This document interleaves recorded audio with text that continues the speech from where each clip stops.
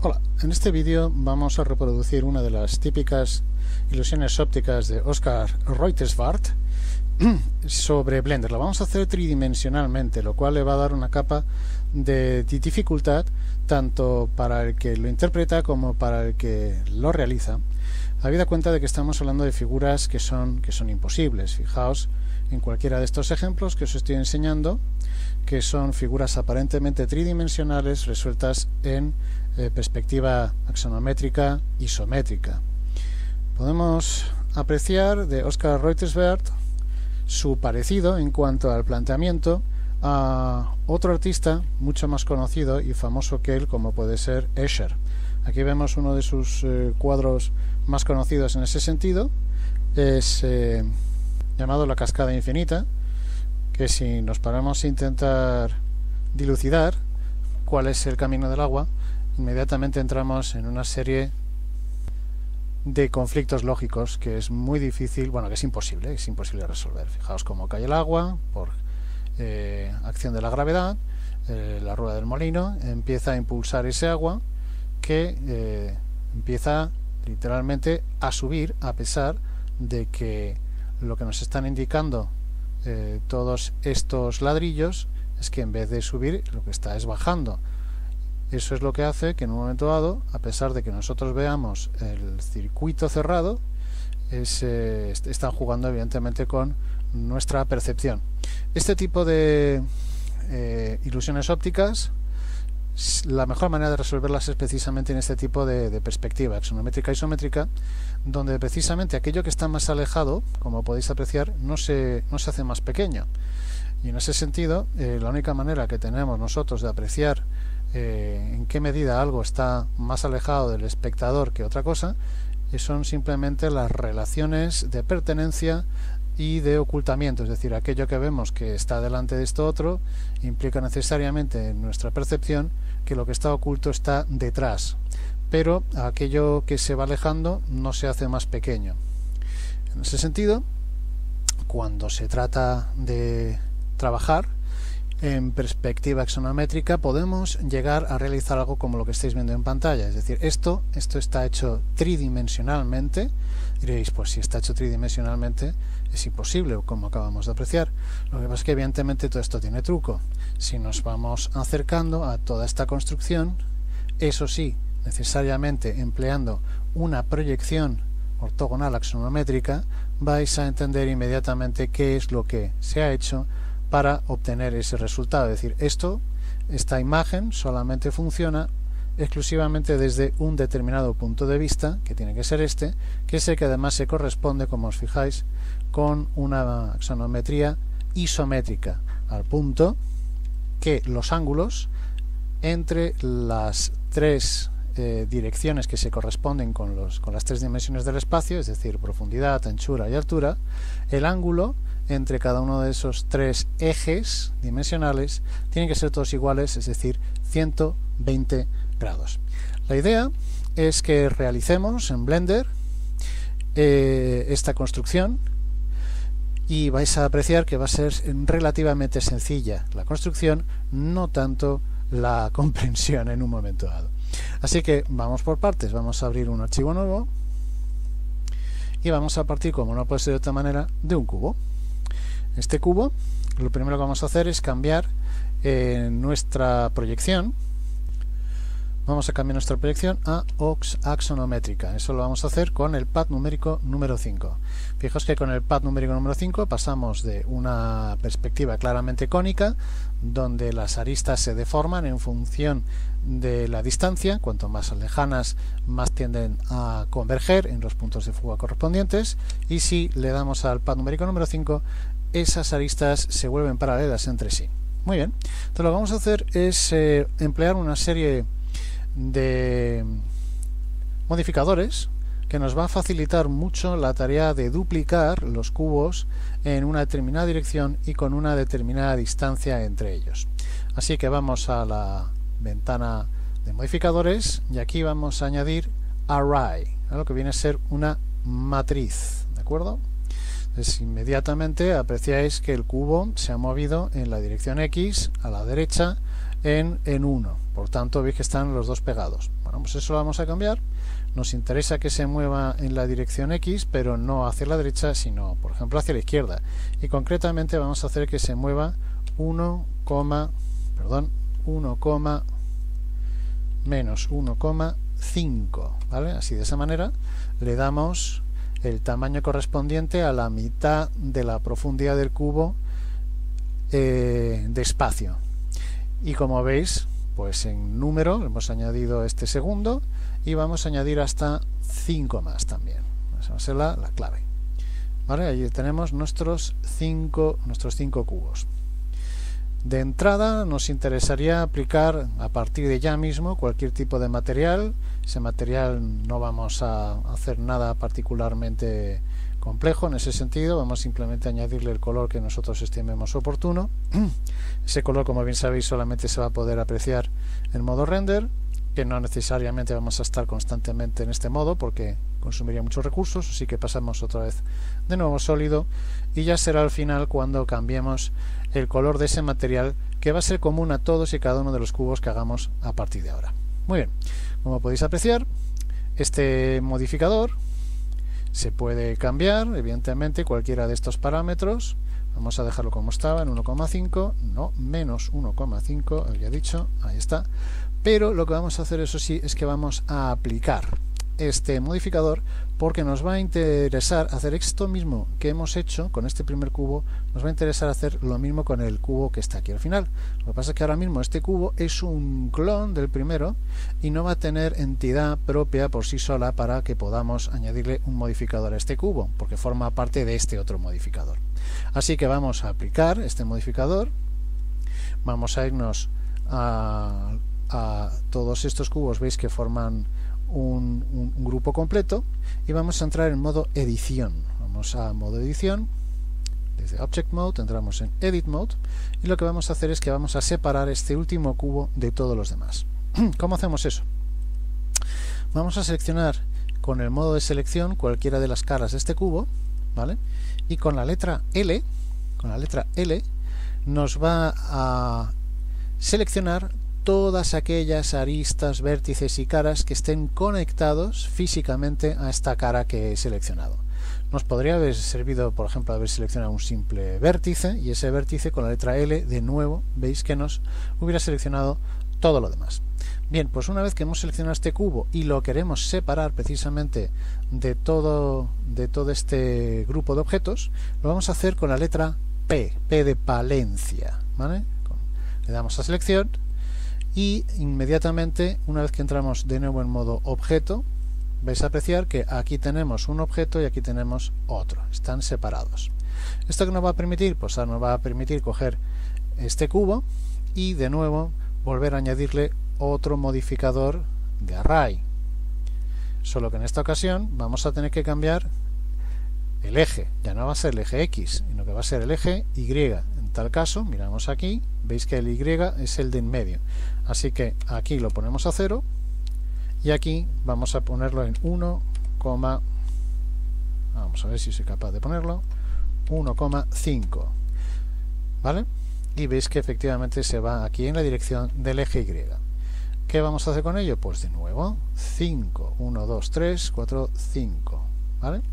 Bien, es aquí donde ya nos tenemos que empezar a preocupar también por la posición, rotación y situación de la cámara. En ese sentido, lo que vamos a hacer es que vamos a emplear la misma capacidad para orbitar, ¿vale? Para hacer que concretamente este cubo, ¿vale?, coincida con las aristas que tenemos aquí en la trama del suelo, ¿vale? Eso nos va a permitir ponerlo, hacer que coincida. De hecho, la cámara en breve la vamos a cambiar de posición, de situación. Vamos a acercarnos, vamos a ir hasta que más o menos casi coincidan esas aristas con la trama, ¿vale? Y ahora vamos a hacer que la cámara efectivamente coincida con esta vista. ¿Cómo hacíamos eso? Pues apretábamos control, dejábamos apretado control, alt y pad numérico número 0. Y diréis, bueno, pues ahora nos ha cambiado la proyección y nos ha pasado a perspectiva cónica otra vez. Sí, eso lo vamos a cambiar inmediatamente. Vamos a seleccionar la cámara, nos vamos a la ventana aquí de la cámara y aquí en tipo vamos a pasar de perspectiva a ortográfico. Ahí está. Aparte de haber seleccionado el tipo ortográfico, como podéis ver, esto se parece bastante ya a una perspectiva axonométrica isométrica de por sí. Vamos incluso a poder concretarlo. ¿Cómo? Con la letra N vamos a irnos aquí a la ventana de ítem. Tenemos seleccionada la cámara, no nos olvidemos de eso. Y aquí en los parámetros de rotación veis que estos números tienden a una serie de números redondos, pero que no son exactamente esos. Entonces eso es lo que vamos nosotros aquí a cambiar aquí y ahora. Entonces, por ejemplo, en rotación respecto del eje X vamos a poner 55 grados. En cuanto al eje Y la vamos a dejar en 0. Y en Z, efectivamente, tal y como estáis imaginando, 45 grados va a ser exactamente lo que estamos buscando. En cuanto a la escala, que evidentemente no estamos encuadrando todos los cubitos, nos vamos a ir precisamente aquí a escala ortográfica y vamos a alejarnos. Vamos a alejarnos y con Shift X e Y vamos a ser capaces de ir acercándonos a lo que es el encuadre que estamos buscando, que será exactamente este de aquí. Ahí está. Muy bien. Veis que efectivamente estos dos cubos ahora mismo están perfectamente alineados en la vertical, que es lo que nos interesa. Aunque sabemos, porque así lo hemos construido, que todos estos cubos están en un mismo plano horizontal, la percepción nos puede engañar en cuanto a que podemos asumir que estos cubos están subiendo y tantos estos también. Entonces, para cerrar el engaño, lo que tenemos que hacer es que este cubo va a ir moviéndose hacia abajo y cuando lleguemos al último cubo, ese cubo va a estar descompuesto. Las primeras dos caras de ese cubo, de hecho, van a estar encima de este primer cubo y las otras 4 caras del cubo van a estar ahí abajo. Pero exactamente desde este punto de vista, que ya tenemos perfectamente definido con la cámara, ese cubo desde nuestro punto de vista va a ser un cubo completo, no va a estar descompuesto. Aquí vamos a hacer exactamente lo mismo que hicimos antes. Aquí vemos esta ristra de cubos que forman una unidad. Tenemos que primero aplicar el modificador y una vez que hayamos aplicado el modificador quedarnos con este cubo de aquí a la derecha, que a la postre vamos a querer hacer creer al espectador que es el de ahí arriba. Así que nos vamos a los modificadores y hacemos lo mismo que hicimos, es decir, primero lo aplicamos, ahí está aplicado el modificador, ¿vale? Al punto que ahora cuando entre en modo edit vamos a ver todos estos cubos por separado. Seleccionamos cualquiera de sus vértices, le damos a la letra L, seleccionamos todo ese cubo y lo separamos del resto. ¿Con qué? Con la letra P, damos a selección y nos quedamos exclusivamente con ese cubo que ya no forma parte de esa ristra. Importante volver otra vez a Object Mode y aquí ya apreciamos que efectivamente los dos son diferentes. A este cubo, por tanto, le vamos a añadir ese modificador matricial en array. Lo que pasa es que lo vamos a hacer ahora ya no respecto del eje X ni respecto del eje Y, sino respecto del eje Z. Así que vamos allá, vamos a array y efectivamente ya no va a ser eje X, que lo ponemos a 0, sino nos vamos directamente al eje Z y aquí le ponemos menos 1,5. ¿Cuántas veces? Pues 1, 2, 3, 4 nada más, ya que el quinto sería precisamente el mismo cubo con el que habíamos empezado. Ahora bien, ve que efectivamente ese cubo, pues una vez que lo deseleccionamos, vemos que claramente está, no es que esté detrás, que también está detrás y además está ahí abajo. Entonces lo que vamos a hacer es que literalmente este cubo de aquí abajo vamos a hacer lo mismo que habíamos hecho antes, es decir, vamos primero a aplicar este modificador, vamos a entrar en modo edición, vamos a seleccionar ese cubo con la letra L de nuevo, a ver si me hace caso, L, seleccionamos todos y cada uno de esos vértices, con la letra P lo vamos a desagrupar, vamos otra vez a modo Object, comprobamos que efectivamente ya son elementos independientes, y ahora ya sí, lo que vamos a hacer es que nos vamos a quedar solamente con estas dos caras, o sea que volvemos otra vez a modo Edit, modo de selección de cara, seleccionamos esta cara, esta otra cara, estas dos, y hacemos lo mismo que antes, es decir, letra P, selección, y ya lo hemos separado. Ahora lo que nos interesa, lo que necesitamos es coger estas dos caras y situarlas exactamente en esta posición, en esta misma posición, ¿vale? Entonces pasamos a modo Objects. ¿Cómo vamos a hacer eso? Pues vamos a hacer una pequeña trampa en este sentido. Vamos a seleccionar de todos estos cubos, ¿vale? Voy a irme otra vez a modificadores. No, voy primero a simplemente quedarme con este cubo y vamos a hacer lo mismo que hemos hecho antes, es decir, Edit, selecciono con la letra L este cubo, le voy a dar a P, es el cubo inicial, entro en modo Object, ahora ya sí, veis que ya solamente tengo otra vez este cubo inicial, y le vamos a dar un modificador en Array, y concretamente lo vamos a poner en Z más 1,5, de tal manera que se sitúe exactamente donde queremos. ¿Por qué ha hecho esto? Porque este cubo es el que nos va a servir de referencia. Ahí va, lo he cerrado. Bueno, lo vuelvo a hacer otra vez para que veáis el procedimiento rápidamente. Me lo he eliminado sin querer, pero no me importa. Ahí está. Entonces, de nuevo, vamos a coger estas dos caras y lo que me interesa es situarla exactamente aquí encima. Y para eso lo que voy a hacer es también usar esta herramienta, que es la de ajuste. Concretamente es como si fuera un magneto que nos va a servir para hacer que este vértice encaje perfectamente con este otro, o eso espero al menos. Con la letra G vamos a ir moviéndolo y vamos a intentar efectivamente que ahí nos encaje. ¿Lo veis, no? Es decir, hemos quitado estas dos caras de aquí y las hemos situado perfectamente en esta otra. Ahora ya sí, ya incluso lo que voy a hacer es lo que antes había hecho por error, que es quitar ese modificador, ya no aplicarlo ni nada por el estilo, simplemente lo quitamos, así que efectivamente esa instancia duplicada ya no existe. Con pad numérico número 0 nos ponemos otra vez donde estábamos en cuanto a posición de cámara y ahí está, o debería estar, voilà. Y como veis no termina de encajar debido al ángulo que tenemos de enfoque de la cámara. Hay una cosa que tenemos que terminar de corregir, va a ser muy fácil de hacer. Vamos a cámara y en rotación respecto del eje X, veis que está en 55, bueno, pues aquí vamos a tener que afinar un poquito más. En vez de 55 grados vamos a poner 54,74 grados. ¿Vale? Tomad este número como referencia para la rotación X, 54,74. Le damos intro y ya efectivamente ya veis que ahora ya sí encaja, si no perfectamente, lo suficiente como para engañar al ojo.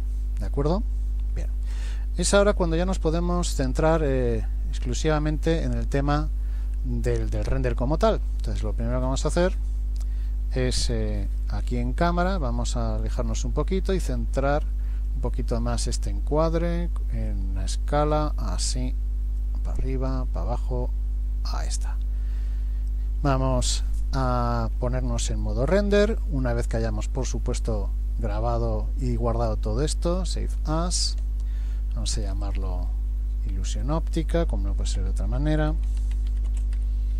óptica Reuters Vart, que es el nombre de este artista que descubrió este tipo de ilusión óptica, y nos ponemos en Z, render, y vamos por supuesto a cambiar la luz que es bastante cutre ahora mismo. Vamos a luz y pasamos de point, podemos pasar a área, podemos a spot, pero como no puede ser de otra manera, lo más inmediato es sun, así que vamos a cambiar la potencia, vamos a poner a 3 por ejemplo, más que suficiente, y nos vamos a quedar de hecho con estas sombras que van a acentuar muchísimo la sensación de que esto está en su sitio. Nos vamos precisamente a beneficiar de estas relaciones de sombreado. Nos vamos al mundo, y aquí en el mundo lo que vamos a hacer es que en el color podemos, por supuesto, añadir el color que nos apetezca. Veis que cuanto más clarito ese color, pues más desvaído queda toda la composición, o sea que procurad que este color sea lo menos intenso posible, en cuanto a no intenso, sino lo menos luminoso posible. Y si lo que queréis en última instancia es situar el color de fondo que os apetezca, lo vamos a hacer de hecho con GIMP, dejando el fondo, por ejemplo, transparente. Que os gusta así, que estáis por ejemplo satisfechos con este resultado y lo queréis renderizar tal cual, pues fantástico, ya solamente tendríamos que ir a render y darle a render image y ya sería suficiente. Pero para aquellos de vosotros perfeccionistas que queráis, por ejemplo, trabajar con GIMP y terminar, por ejemplo, de hacer una serie de ediciones con todo esto, pues os sugiero lo siguiente: os vais aquí a la cámara, os vais aquí a Film y dentro de Film vamos a activar transparente, ¿vale? Aquí, transparente. De tal manera que ya veis, ahora se vuelve el fondo con el clásico patrón cuadriculado que nos indica que en el renderizado lo que vamos a tener es un canal alfa activado. Por otro lado, si necesitáis cambiar la orientación del sol, recordad que si nos ponemos en pad numérico número 7, esta proyección con la letra R la vais a poder rotar, ¿vale? Fijaos dónde está en cada caso la cámara. Aquí está, es una cámara bastante grande, y la dirección del sol es precisamente la que nos va a permitir que esas sombras proyectadas acentúen esa sensación de la que antes estábamos hablando. Muy bien, pues ya solamente nos queda ir a render, renderizamos la imagen, muy rápida, como es natural, porque estoy usando, como no puede ser de otra manera, Eevee, nada de cycles, nada especialmente que sea exigente. Le damos a Save As, vamos a la carpeta donde queramos guardarlo, vamos a llamarla Optical Illusion Reuters Vart. Acordaos de esto, importantísimo, la extensión PNG, si no GIMP no va a saber abrirla. Por supuesto nos vamos ahora a la correspondiente carpeta, a la carpeta donde he estado guardando todos estos ejercicios, y lo vamos a abrir, como he dicho, con GIMP. Muy bien, lo primero que vamos a hacer es que vamos a recortar nuestra imagen de esta manera para poder trabajar directamente sobre el fondo. Entonces, el fondo podemos hacerlo de varias maneras. Una, evidentemente, es directamente sobre GIMP. Vamos a generar una capa. Esa capa, en vez de transparente, le podemos poner el color de fondo que queramos. En esta ocasión, pues le voy a poner el color foreground, que va a ser negro. Y la capa la tenemos que poner, evidentemente, debajo, mirad aquí, debajo de nuestro renderizado. Ese color, evidentemente, lo vamos a poder cambiar. Si os parece así bonito en negro, pues allá cada cual. Yo, por ejemplo, lo que voy a hacer es que voy a seleccionar con el cuentagotas el color, digamos, medio de este azul. Me voy a poner en modo rueda y voy a seleccionar para el color de fondo exactamente el complementario, es decir que en función de esta rueda voy a ponerme justo diametralmente opuesto y voy a seleccionar ese color. Ahí lo tengo. Voy a coger el cubo de pintura y simplemente, eso sí, asegurándome de que estoy en la capa oportuno, le voy a aplicar ese color. Y veis que es una combinación armoniosa al punto que genera un contraste muy agradable. Todo esto se puede hacer en GIMP, como acabáis de ver, o evidentemente también se podría hacer en Inkscape. ¿Cómo sería en Inkscape? Pues evidentemente, una vez que tienes seleccionada la capa con el fondo transparente, le daríamos Control A para copiarlo todo, Control C, abriríamos Inkscape, Control V, ahí está, fijaos que queda transparente igualmente. Y ahora ya sí, sobre nuestra hoja podemos jugar todo lo que queramos. Podemos directamente situar un fondo del color que estimemos oportuno, poniéndolo ahí detrás. Y lo bueno es que además aquí podemos incluso trabajar con la rotación de esta imagen, la podemos poner en otra posición y podemos por supuesto poner el nombre del autor, Reutersward. Ahí está, con el color de tipografía y la tipografía oportuna que estimemos oportuno. Ahí está, y nos podemos hacer un cartel, un póster, que sí me gustaría que cuando terminarais y añadieseis las anécdotas o la tipografía que estiméis oportuno, me lo enviéis oportunamente al correo electrónico para que le pueda poner la correspondiente nota. Veis que funciona perfectísimamente como logotipo todo esto. Ahí está, lo vamos a centrar un poquito. Y espero que os haya gustado el ejercicio tanto como a mí diseñarlo y hacerlo. Un abrazo a todos y hasta la siguiente.